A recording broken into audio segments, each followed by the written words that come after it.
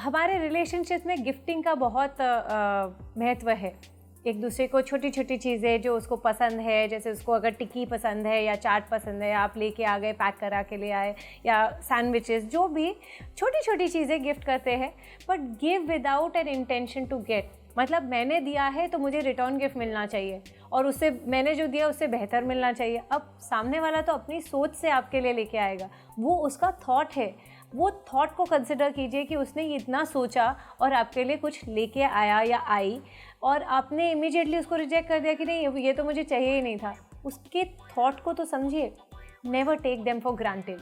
आप एक दूसरे को अगर ग्रांटेड ले लेंगे, क्योंकि अब तो हमें एक दूसरे को पता है, बहुत टाइम स्पेंड कर चुके हैं, तो अब क्या फ़ायदा, मुझे पता है उसने ऐसे ही बोलना है, ये बोलना है, वो एक कंक्लूजन है हमारे दिमाग में, जिसके बेसिस पे हम लोग रिएक्ट करते हैं। फॉर एग्जाम्पल, आपने कभी देखा होगा अपने पेरेंट्स के पास आपने कुछ ऐसा काम कर दिया है जिसका रिएक्शन आपको पता है कि आपके पेरेंट्स क्या दे सकते हैं, लेकिन अगर आप बिना कुछ सोचे उनके पास जब जाते हैं तो काफ़ी बार वो ऐसे रिएक्ट करते हैं जो आपको लगता है कि ये क्या हुआ, उन्होंने रिएक्ट नहीं किया, मैंने तो ऐसे सोचा था, उन्होंने तो रिएक्ट ही नहीं किया।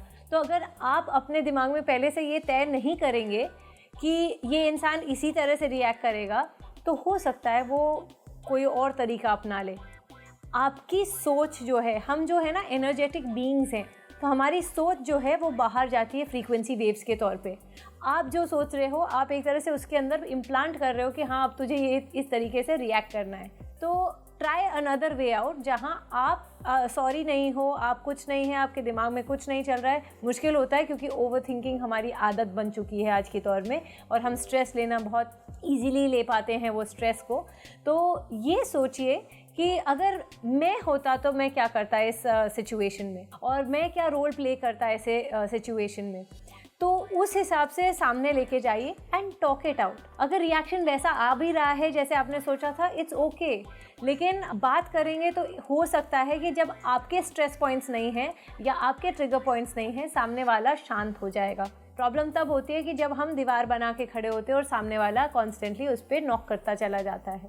तब हम उसको डिफ्लेक्ट जब करते हैं तो वो एक एग्रेवेटेड या एक अग्रेसिव रिएक्शन के तौर पे बाहर आता है। अगर आपके दीवारें हैं ही नहीं, तो वो अगर आ भी रहा है तो then you are like a rock in the stream.